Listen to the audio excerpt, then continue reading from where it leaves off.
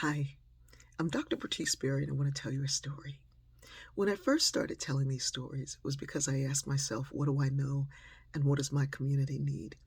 Immediately, five, then six people spoke up and they had a need. And so the stories became the result, a way to answer their needs. I thought I was just talking to those people.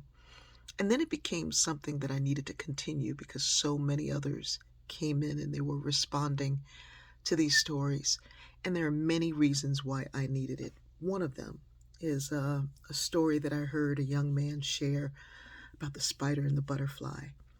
That if you tell the story of a butterfly being in the house, people go, ooh, they want to study it, they want to look at it, they want to watch it. And eventually they let that butterfly out and run free. But if a spider gets in the house, they want to kill it. They're afraid of it. They got to do something. That spider might bite them in the middle of the night. We got to get rid of that spider. And this young man said that in our society, black folks have been the spider. And it occurred to me that we really need to change the narrative, but that work will go deep and it has to be consistent and constant because the media and other agencies of socialization have been constant in the telling of that story. Changing that narrative is not an easy one. When I teach diversity, I don't teach it from a perspective of kumbaya. In other words, you got to reach out to me so that we can embrace and can't we all just get along? I teach diversity from a biodiversity perspective. In other words, the more diverse the environment, the more intelligent, creative, productive are the beings that come from it.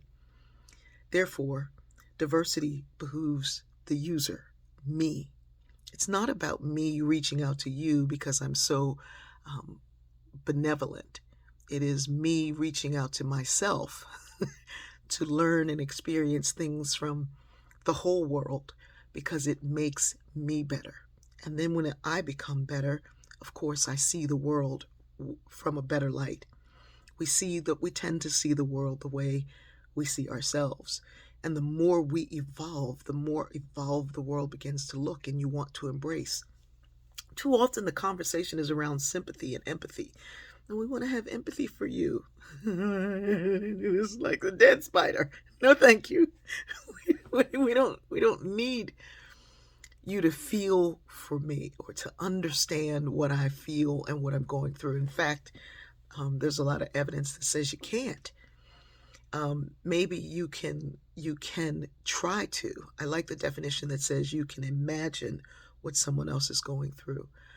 But before you do that, it would be important to want to grow so much that you feel for yourself and feel for just how closed minded we've all been around that spider. Very often it keeps us from seeing that the butterfly bites. It keeps us from seeing the dangers that are real because you imagine these dangers about something else. I know that this was way high and in the weeds, but let me tell you something. There have been 2 times that I've wanted to quit. And every one of those times, it was because the response to the story was taking over the story as if it's yours. We're going to get there, but we get there through connection. When you see people like Tammy and Kathy who connect in their stories, however it is, for whatever reason it is their connection. When Robin flies from California and drives all the way up the coast to meet different people from this story, and I know their adult children are like, you don't know these people, you met them on the internet. They're connecting stories. They're not centering themselves in somebody else's life. Maybe they are, but it looks like a connection to me. I want to continue to do this, but sometimes it's a little hard. I love you. We're going to get there, but not when you think you're so much better than somebody else that you need to pity them. If I'm telling the stories, it's my story. I love you.